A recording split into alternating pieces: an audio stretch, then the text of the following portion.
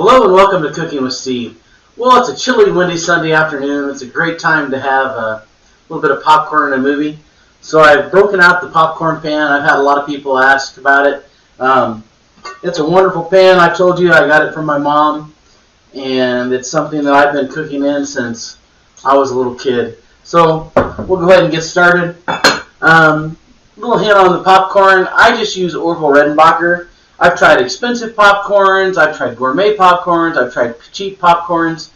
None of them work consistently as well as just good old Orville Redenbacher. I'm also going to use some olive oil. Now, a hint that I like to use, or to tell people about, is I don't pull that cap out. I just puncture a hole in it. That way I can control the amount of olive oil I'm putting in there.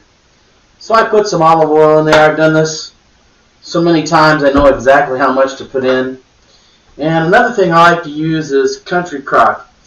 I've used regular butter and it kind of burns on me a little bit, but I found that if I just use some country crock, I can get some great butter flavor and pop the popcorn really nicely. So I use about that much. Throw that in the sink. Pour in my popcorn. I pretty much just cover the bottom of the pan.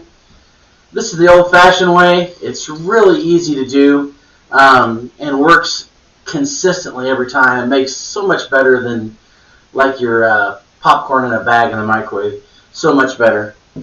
So I'm going to go ahead and I'm going to put this on the stove. I usually set it at about 6. It'll get to popping. I'll move the camera over to the stove, and when it's ready, I'll show you what's going on.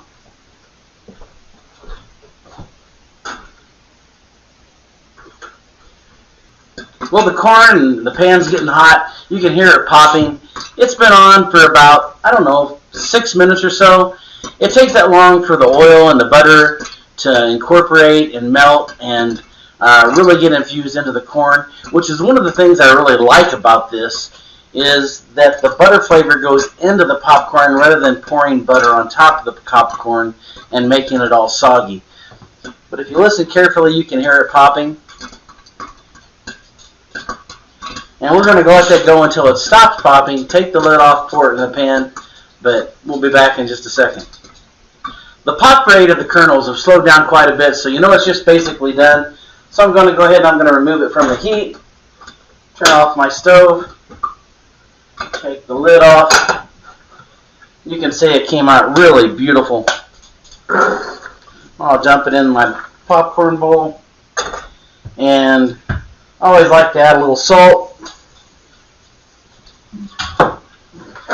Give it a tumble. But as you can see, it came out really beautiful. It's great popcorn. It's great for the day, and it's time to watch a movie. You guys have a great day, and we'll see you soon. Well, that concludes today's episode of Cooking with Steve. I hope you enjoyed spending the time with me, because I sure enjoyed spending the time with you.